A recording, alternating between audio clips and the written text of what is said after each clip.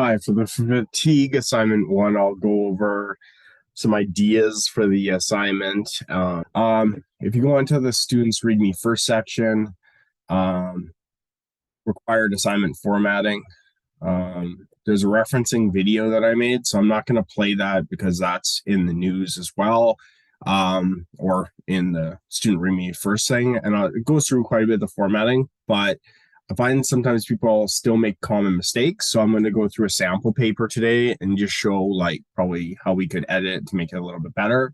Formatting template. We're going to use this today to kind of look at what we could do a bit differently. But you have to determine how you want to communicate the paper the best. Because this assignment is quite short, there's the double-end edge sword of a short assignment is you really want to be concise. So like remove all extra sentences and like in writing you call it fluff is just non-value added sentences and words. In industry, you might be handing a report into like a plant manager that's very busy, or it might be used as in a legal document and you're paying a lawyer to review the stuff. So if there's a lot of just like stuff in it that person has to like kind of decipher, in this case like me allocate marks to you, it's not very good, right? So like I'll give some examples on how to do that, but again, this is kind of the base of that. Some of the other issues I think people were asking about, kind of the questions. So there's a lot of documents in this course for how to that you're supposed to read as part of the course.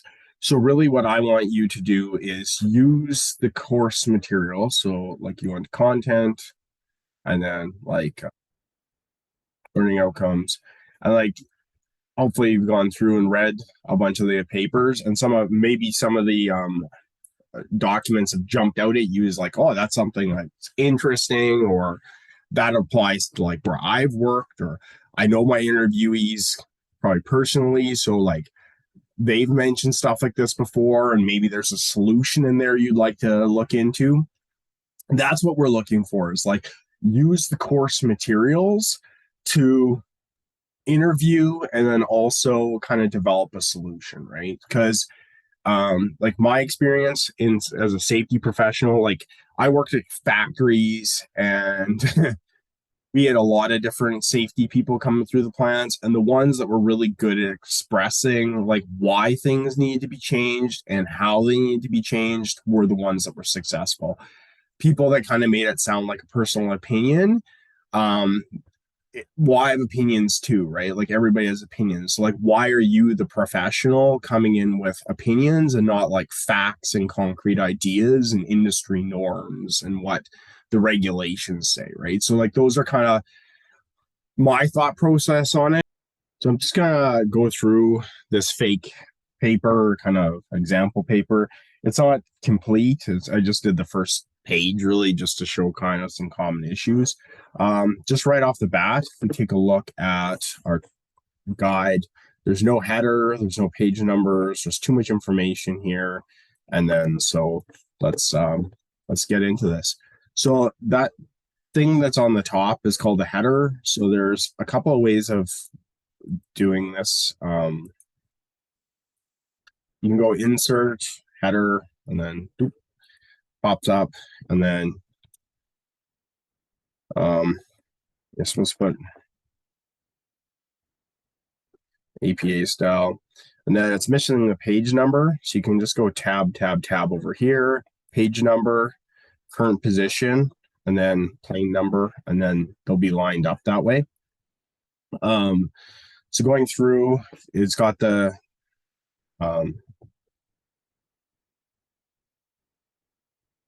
interview reflection wasn't really clear what it's talking about. It's going down through here, like my name as the instructor is not supposed to be on here. The course doesn't need to be on here, and the date actually does not need to be on here. So it's pretty clean title page now. And then if you haven't really worked with Word very much before, the reason why it's light is it shows that's the header. So if you want to go back and change it, you can double click on it. And then when you print it, or in this case, you turn it into a PDF for submission, it's going to look like the dark text. It won't stay light when you go to print or you save it as a PDF. It'll go back to being dark. Okay, so again, if you haven't really taken these courses or it's been a while, they like to do author's notes. So then you say which course this is. Health 105.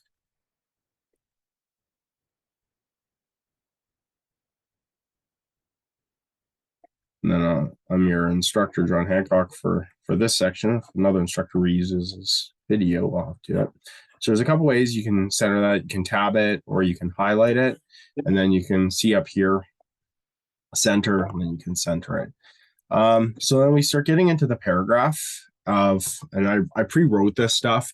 So I just base this off the questions. Like it's, and I please use the rubric. So if you haven't seen the rubric, like this is how we mark the assignment, right? I only can mark the way it's there. So if the rubric says we need it a certain way, we need it a certain way. Okay. So, well, I'll let you look at the rubric for that. But I think they're one of the first things is discuss fatigue, right? So one of the things with APA style is you're supposed to have titles. Titles are good in the fact that they can reduce how much text is needed, because then you're telling the reader, I know exactly what's coming up, right? So introduction, and then where does the actual paper start? Well, I scroll through, there's just 3 paragraphs here. I don't know where the introduction starts and ends, and I also don't really know what the body of the paragraph is or anything like that. So even though I wrote it, so that's a rule of less than 10. If you have don't use numbers, write out the word if the number is less than 10. So don't. So interviewing one, description. So well, then we'll start going through. So I really don't like when people use definitions, like copy pasting definitions almost. I much prefer if you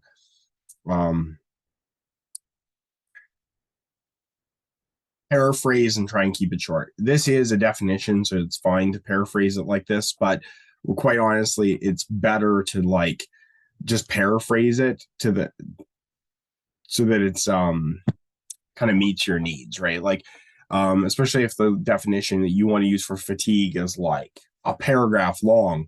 This assignment's only like 4 pages long, right? So you don't want to use like lose a lot of marks almost, because you're misallocating marks, right? Like you're answering a 2-mark piece with multiple sentences. Like if it's worth 2 marks, it's probably worth 2 sentences at most, right? To me, this is not very concise. Like there's stuff that could be cut out, like extraneous words, like this, as well as how. So you've already given the definition of fatigue. I don't think you need, like, you can just cut some of that stuff. So quite honestly, when you're going through some of this stuff, it's a lot better just to be very concise and then cut. If it doesn't add value, cut it, because then you can actually add something that has value, right? And then it's easier to read. This just be one, right? Because then you're like, really it's one introduction. So like why have 2-paragraph introduction, right? Like it's probably, this isn't that long of an introduction. And then you're talking about like what fatigue is and then why you're interviewing the people. The big one I would say that I have issue with is I will. So in formal papers, you don't want to use the first tense, like I, me, like, right? Because if people don't like what's on the paper, they're now it's like your stuff, right? Versus like almost referring to yourself as a third party. So in the other health and safety classes, refer to yourself as like the OHSP in the so the interviewer will discuss the different job settings and duties, right? So instead of saying I, again, if you're writing this paper for a company, they're not really going to care about I, right? Like they want to know, like, it was it the OHSP that wrote it, because they care more about your role than you as an individual. The next thing I'm going to look at real quick is just the description of the lady. So again, there's some extra wording part, like for the most part, like I don't think that adds any value. You can just be her days in plural. So again, her work days are hectic. So for when she's on break, her off, she does not take breaks. So can we condense this? And so like again, so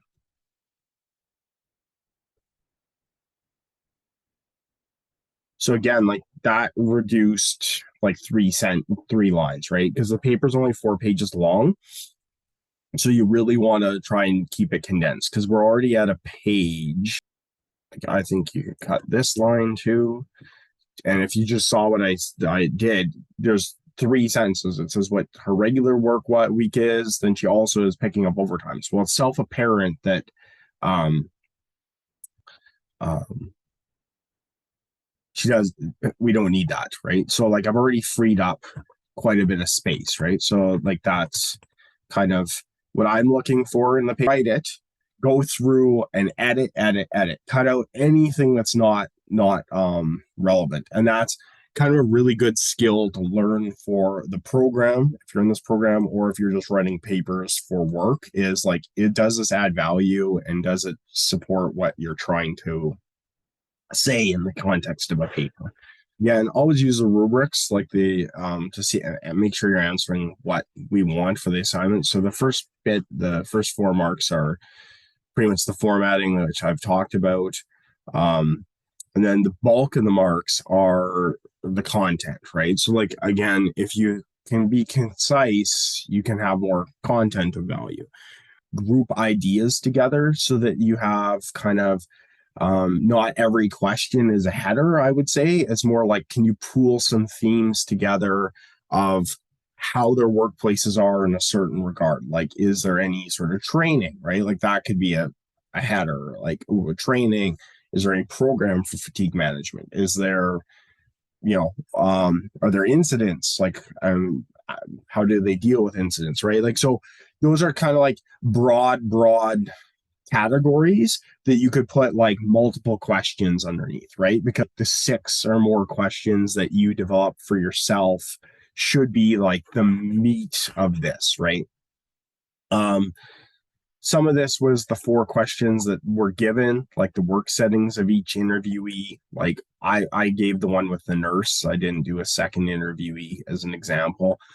And then yeah, so that's kind of the thought process there. So I'm going to go back to the paper and then references. So again, make it sound very like I'm very particular, but really you want to sell your ideas on how to do references. This was not done correctly, the reference. It wasn't done to APA format. So what I'm doing, I'm changing this. So the video shows you exactly that I made on how to reference, but I'm going to do it real quick. So it's the author first, then the year of the publication, and then what the publication is called. So the CCOHS documents are always have a date of the year that they were made on the bottom. So in fact, it was 2021. We'll go back up here. So fatigue, I'm going to just remove the hyperlink for this, italicized, and that's the title. There's a modified version just for simplicity, and then retrieve from, and then we go back to, not familiar with this is. This thing up here is called the URL. So this is what we're looking at. And then what you do when you paste it, you have a bunch of options, keep text only, and then you just keep text only. Now, this is okay, but there's another thing is paragraph, line spacing. I don't want double spaced in the references. So I got rid of that. And then go back into paragraph and then indentation, hanging. Okay. And then that is a reference dot link. And then whatever organization wrote this document, you should do it alphabetically. So again, there's already a video out there that I made on how to reference. So I'm not going to do that again, but then going through, I have Appendix A, I have my questions.